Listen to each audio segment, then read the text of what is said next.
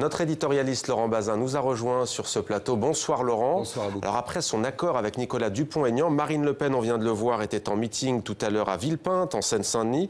Elle appelle ça un banquet patriote. On a le sentiment que depuis une semaine, elle a mis de l'eau dans son vin. Est-ce que c'est le cas, Laurent? C'est ce qu'elle veut faire croire. C'est le principe du jeu d'ailleurs. Au premier tour, on élimine. Au deuxième tour, on rassemble. C'est pour ça qu'elle est à Villepinte. C'est pour ça qu'elle n'est pas sous la statue de Jeanne d'Arc aux côtés de son père ou sous l'autre statue de Jeanne d'Arc pour effacer l'image du vieux Front National. C'est pour ça qu'elle en a tant fait autour du ralliement de Nicolas Dupont-Aignan, dont elle fait son futur Premier ministre, mais qui pèse à peine 5% de voix au premier tour de la présidentielle.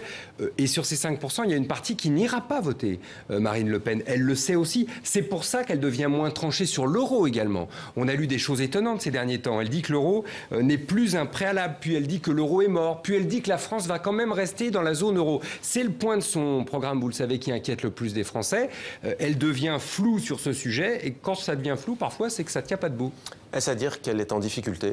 Non, moi je ne dirais pas qu'elle est en difficulté, ça voudrait dire qu'elle patine. Or, sa campagne, elle patine pas, c'est au contraire elle qui insuffle, qui met le rythme dans cette entre-deux tours. Alors on dira assez largement à coups de coups de com', de manip ou de subterfuge, mais enfin c'est le jeu. On est dans un combat politique, donc on lâche tous les coups et c'est normal. Emmanuel Macron, lui, il est en défense. On l'a vu, il multiplie les commémorations, puis il envoie ses amis rappeler par comparaison historique ce qu'est le Front National, ce qui, je le dis très tranquillement, ne fera pas changer d'avis ceux qui ont décidé de voter Front National en France. Ça ne marche plus, la culpabilisation des électeurs du Front National. La vérité, c'est donc que le scrutin ne va pas jouer entre ceux qui vont voter Le Pen et ceux qui vont voter Macron. Il va jouer entre ceux qui voteront Le Pen et ceux qui n'iront pas voter Macron. Autrement dit, c'est l'abstention qui, au final, risque de faire la différence dimanche. Et l'un des traits d'union entre tout cela, c'est un certain Jean-Luc Mélenchon qui s'est enfin exprimé hier soir à la télévision. Laurent, toujours pas de consigne de vote. Par contre, il demande à Emmanuel Macron de retirer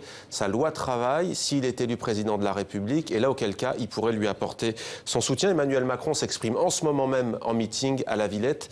Il peut donner suite? Aucune chance. Aucune chance. D'abord, c'est pas sa loi travail, c'est la loi El Khomri, qui est effectivement une loi Macron 2, puisque c'est lui qui devait la porter initialement. Mais bien sûr que non, il va pas retirer cette loi travail ou il va pas s'engager à la retirer. D'ailleurs, Jean-Luc Mélenchon le sait parfaitement. Au passage, c'est un jeu un peu dangereux qu'est en train de jouer Jean-Luc Mélenchon, parce qu'en faisant ça, il remet du charbon dans la chaudière anti-Macron, donc il va renforcer dans leurs convictions, dans leur détermination, ceux parmi ses électeurs, ils sont très nombreux, plus d'1 sur 2, qui ont décidé de s'abstenir. Et je le redis parce que c'est important et que c'est factuel.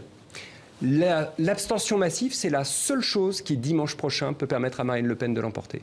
Voilà pour ce décryptage de Laurent Bazin. Merci à vous.